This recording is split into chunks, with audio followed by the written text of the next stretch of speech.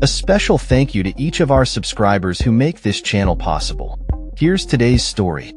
In a recent press conference held at the White House, President Donald Trump announced that the current 145% tariff rate on imported goods from China will be significantly reduced.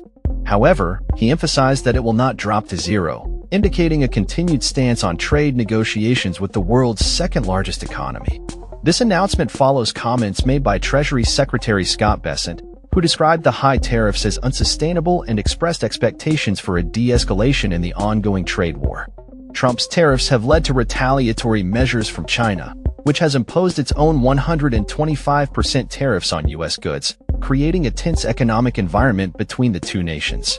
The trade war has had ripple effects on the U.S. stock market, with fluctuations causing concern among investors about potential economic slowdown and inflationary pressures.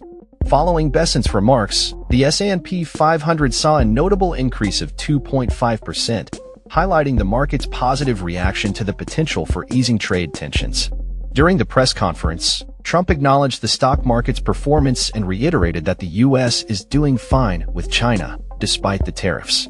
He expressed a desire for a collaborative relationship with Chinese President Xi Jinping, stating, "We're going to live together very happily and ideally work together."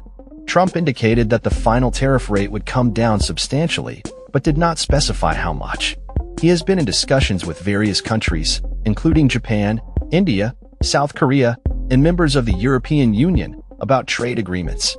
Despite the ongoing negotiations, there are no clear indications that Trump plans to rescind his baseline 10% tariff. China has cautioned other nations against entering into trade agreements that may adversely affect its interests, asserting that it opposes any deals made at its expense. The White House Press Secretary, Caroline Leavitt, stated that the administration has received 18 trade proposals from other countries, demonstrating a keen interest in establishing new trade agreements.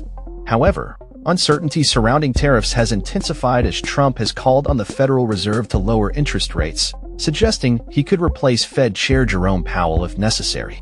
Trump's administration has faced criticism for its handling of the trade situation, as the promised Liberation Day from tariffs has yet to yield tangible results. Moreover, while the administration has claimed progress in negotiations, the actual outcomes remain to be seen, with no new trade agreements finalized since the announcement of the tariffs. The president's recent comments reflect a shift towards a more conciliatory tone regarding trade talks, as he indicated that both sides must reach an agreement for mutual benefit.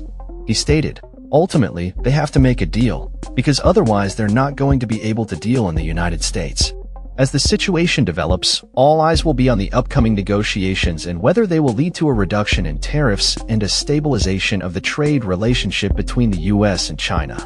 That's all for this story. We upload videos every day covering many different subjects, so hit that subscribe button to stay informed. Thanks for watching.